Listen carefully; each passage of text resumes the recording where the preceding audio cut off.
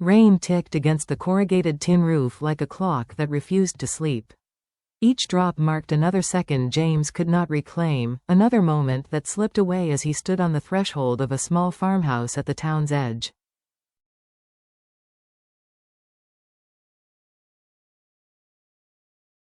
In his hand trembled a single sheet of paper, creased, fragile, yet heavier than stone.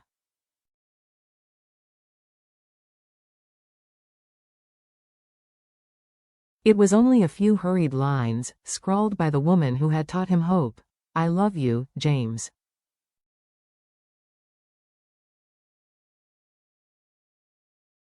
But I must leave, for your safety." The words were at once tender and brutal, a confession and a sentence.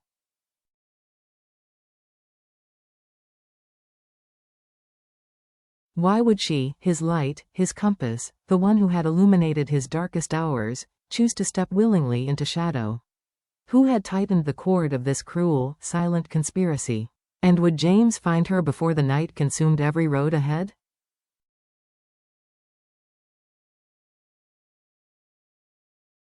Rituals of escape. James had always clung to a private ritual. After long hours of boardrooms and balance sheets, he drove away from the steel and glass of the city toward the fields that stretched at the town's border.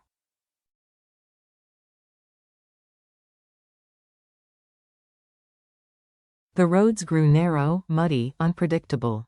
Fireflies glimmered like tiny beacons on the edges of the ditch.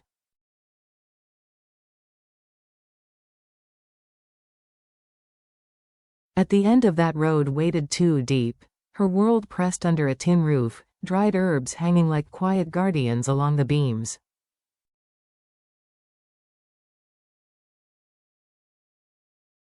Sometimes she met him with tea, other times with a smile that dissolved the weight of his day.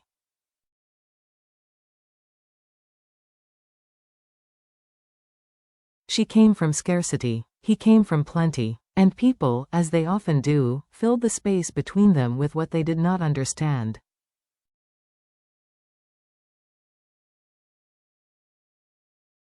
At first, it was only whispers at the market, "She's not worthy of a CEO." Then mutters at the bus stop, "He's blinded by pity."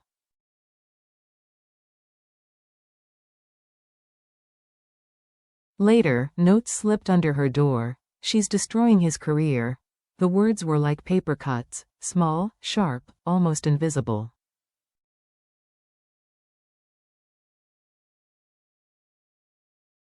But 1,000 of them could bleed a person dry, words that bite deeper than silence.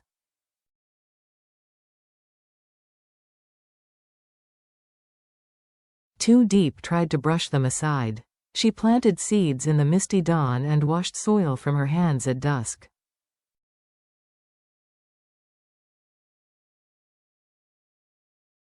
She reminded herself she was stronger than rumors. Yet the insults seeped into her quiet hours: parasite, gold digger, desperate girl clinging to a man.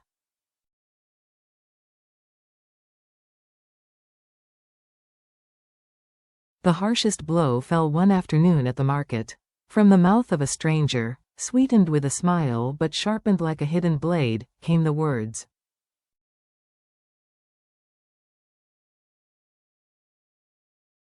"He'll tire of charity soon." That night, she walked home without hearing the crickets.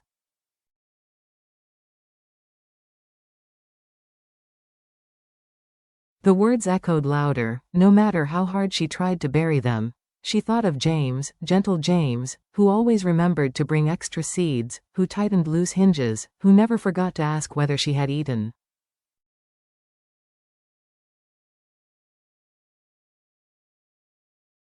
She loved him for that tenderness.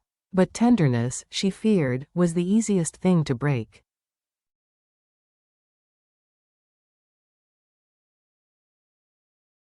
Threats in the dark. Then came the calls. The first at midnight, then again, then again.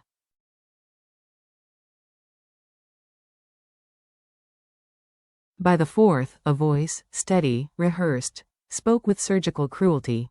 "Leave him, or we'll leave him with nothing."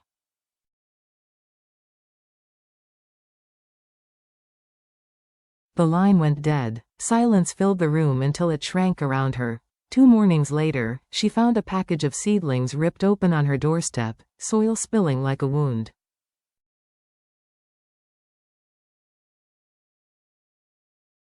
A delivery she had expected was suddenly cancelled, the only explanation scribbled on a curt note: "We must reconsider our partnership."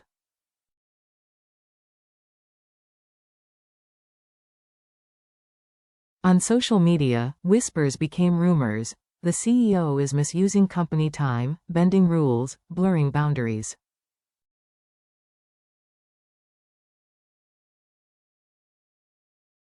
Absurd accusations, but like mold, they thrived wherever the air was damp with suspicion.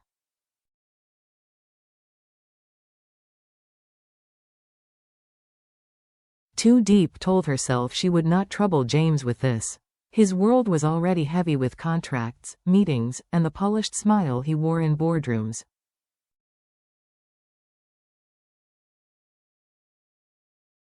She would not add her fears to his ledger, but fear respects no schedule. It arrives when it wants, through creaking floorboards, falling stones in a water barrel, or the shrill ring of another anonymous call repeating the same ultimatum: leave him, or ruin him.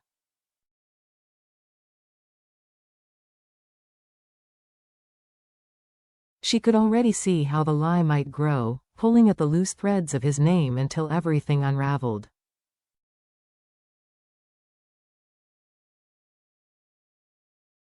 It was no longer just about her.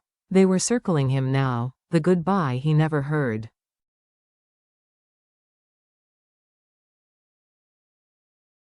One evening, James arrived with a small bag of roasted coffee beans from her favorite roastery.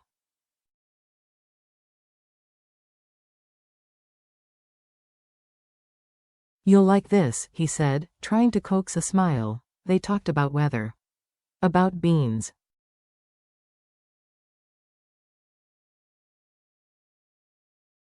About nothing at all. Too Diep studied his face under the lamp. Gratitude twisted inside her into something almost painful.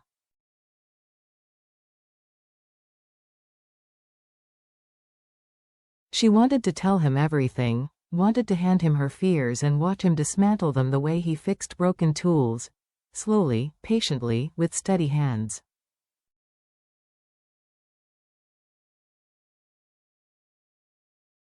But more than anything, she wanted him safe. She wanted his work untarnished by her shadow.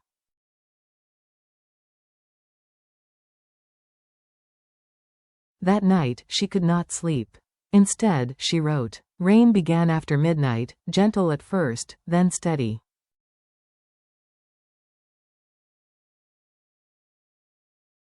Each word she wrote was a battle, tender but decisive.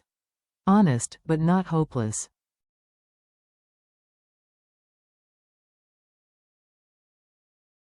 James, I love you. You gave me courage where I was only stubbornness, calm where I was only storm.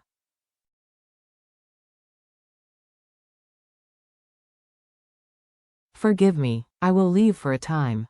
Please don't search for me, not yet. This is to protect you, and all you've built.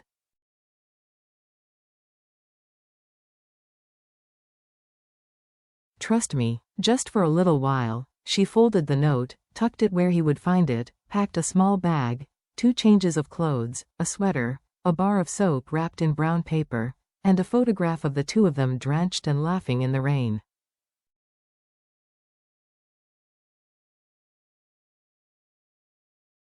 Then she slipped into the night, while the world still slept.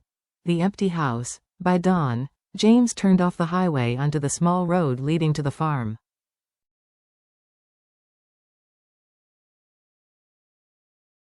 He carried a mental list of mundane matters to discuss. A new tarp for the herb bed, a fence that needed repair, even the trivial but pressing question of whether she preferred her coffee with honey or sugar.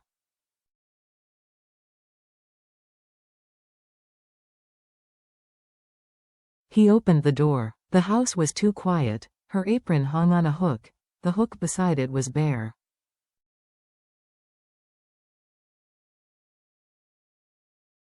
A cop sat upside down on a folded cloth, as if abandoned mid-routine. Then he saw the paper.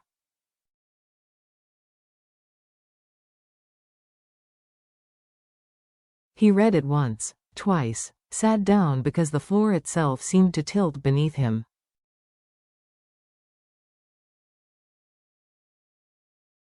Rain hammered the roof harder, a merciless metronome counting the seconds of her absence.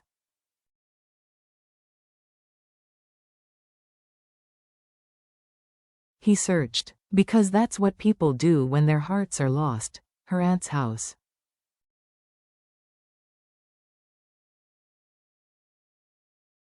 The neighbor's yard, the market, the bus stop, even the small inn above the bakery with its cracked window.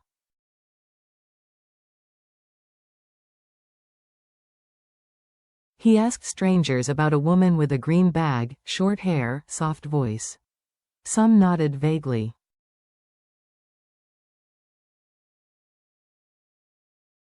Others shook their heads. Every lead dissolved into a door gently closed in his face.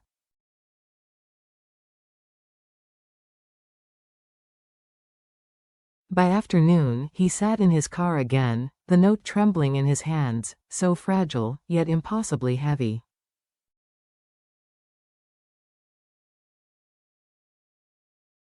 Circles and maps. Let her breathe, the voice startled him. An old man stood by the driver's window, the neighbor who repaired bicycles and always knew the weather before the radio did.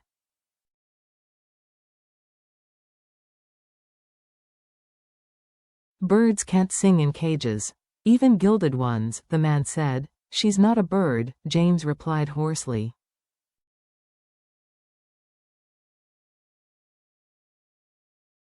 She's a map, the man nodded. Then trust the map knows the way. He paused, eyes narrowing toward the horizon.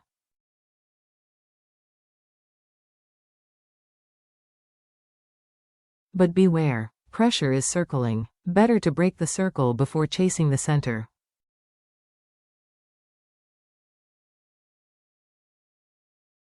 The words lodged in James's mind. Pressure. Circling. He thought of the contract his company had just secured, the kind rivals might resent.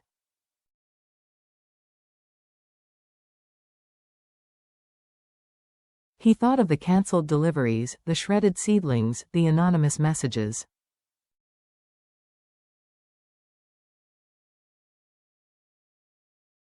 None of it random. The timing was too precise. Rumors spread like sparks on dry paper, but sparks needed someone to strike the match.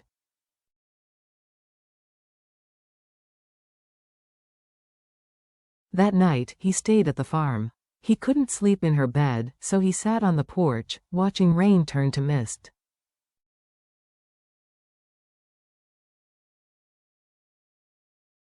Beneath a flower pot, he spotted a folded bus schedule. A circle had been drawn faintly around one late-night border route, the pencil pressed twice as if by a shaking hand.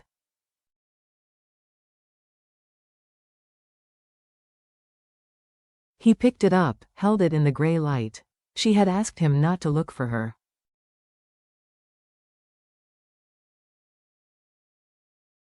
And he wouldn't, not directly.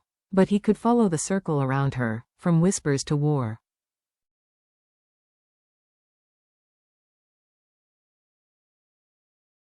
The next morning, James was at the office. Not at his desk, but in the security department.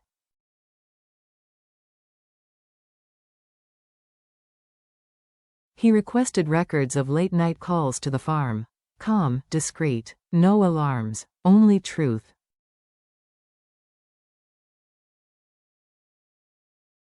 He revisited business partners who had abruptly cancelled meetings. In quiet tones, he asked why.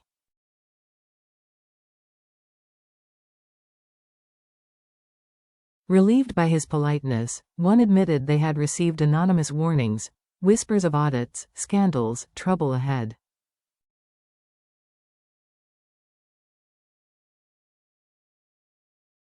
No proof, yet pressure doesn't need proof to work. James took notes.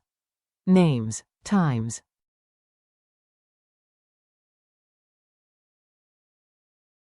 Each entry became a coordinate. He returned to the farm at dusk, repaired a broken hinge, gently replanted seedlings as if they were wounded birds.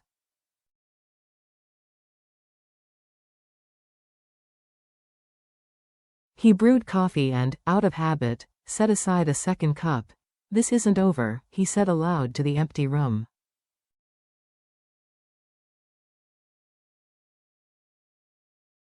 "We're not broken, just stretched." Memories of their first meeting grounded him. Her sleeves rolled to the elbow, her laugh when he slipped in the mud, her indifference to his title.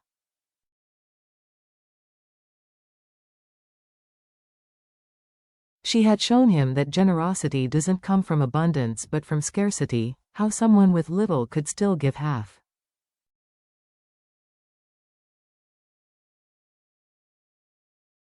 That memory did not weaken him. It focused him, drawing the battle lines. In the days that followed, James pieced the puzzle together.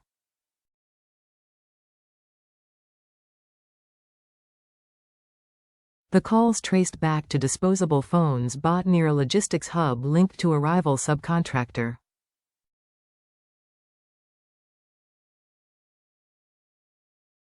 The anonymous notes online carried repeated phrases recycled across obscure forums.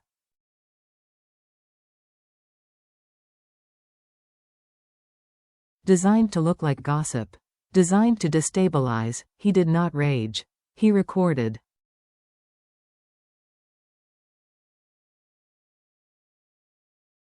He knew the difference between fire and light.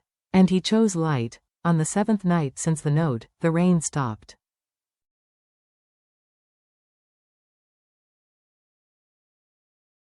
James stood by the fence, inhaling the cleansed air. He slipped the bus schedule and her note into his pocket, felt their weight, and whispered into the empty yard.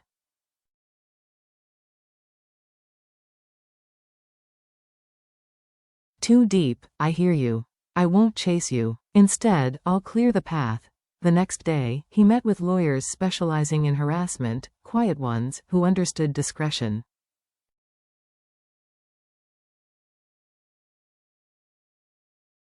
He spoke with his communications director, instructing her to craft responses not with noise or defensiveness, but with calm facts and measured resolve.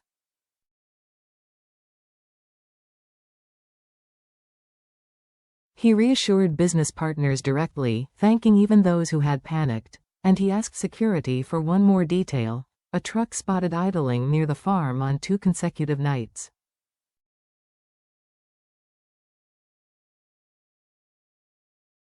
Each step was methodical, patient, like a weaver pulling threads together, and always, he kept one chair at the table empty.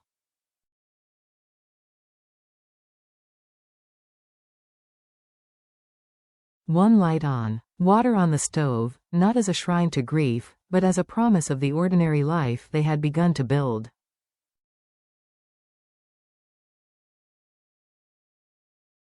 Because the truth she had taught him was this: love is not spectacle.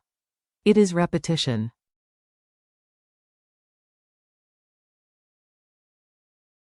Hinges fixed, grocery lists, seed trays, showing up after work even when it rains.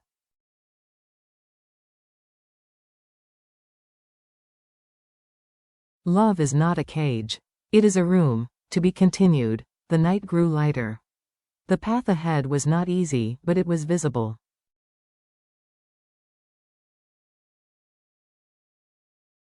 And James stepped onto it. For now, the map was incomplete.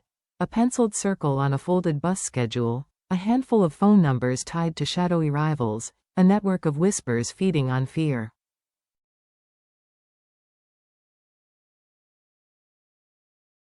The question remained: would James trace these faint lines to where they led, without breaking his promise to let her breathe? And in the shadows behind the rumors, who was pulling the strings that threatened both love and livelihood?